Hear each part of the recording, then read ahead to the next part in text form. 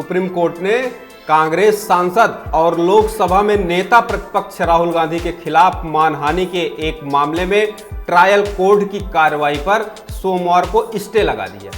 दिलचस्प यह रहा कि इससे पहले शनिवार को ही इनके खिलाफ असम पुलिस ने गुवाहाटी में एक एफआईआर दर्ज की। दरअसल देश की राजनीतिक बयानों पर कोर्ट में केस करने और एफआईआर दर्ज करने की बढ़ती प्रवृत्ति कई सवाल खड़े करती है। नमस्कार, स्वागत है आप सभी का आपके अपने चैनल एनबीसी भारत पर। मैं हूं आपके साथ वेद प्रकाश मिश्रा। आइए समझते हैं कि क्या है मामला।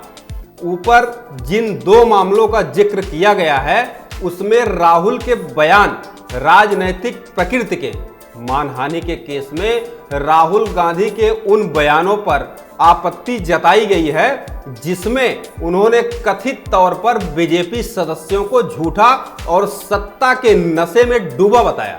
गुवाहाटी में दर्ज एफआईआर का वास्ता, उसके ऊपर बयान, उसमें उन्होंने कथित तौर पर भारत राज्य से संघर्ष की बात कही थी।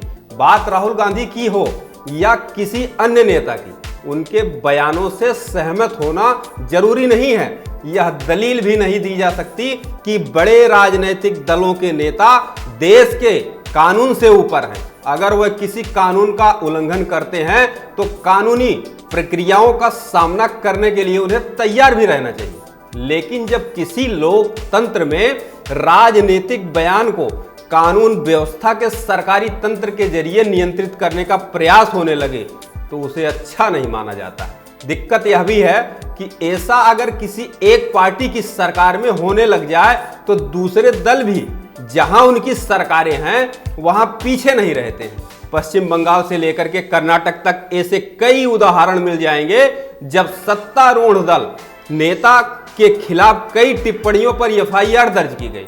हालांकि यह नहीं कहा जा सकता कि ऐसे तमाम मामलों में सरकार और पार्टी के बड़े नेताओं की सहमति शामिल होती है, लेकिन यह बड़े नेता चाहे जो इस प्रवृत्ति पर रोक जरूर लगा सकते हैं। याद रखना चाहिए, जिन पड़ोसी देशों में लोकतंत्र का मजाक बनता हुआ हम देखते हैं उन सब में विरोधी राजनीति को कानून की बलि चढ़ा करके ही सत्ता और वहां तक पहुंचा जाता है। राजनीतिक बयानों पर केस दर्ज करने की प्रवृत्ति पर प्रश्न उठते हैं जिसमें सरकार तंत्र की भूमिका पर चर्चा होती है। इस खबर में फिलहाल इतना ही।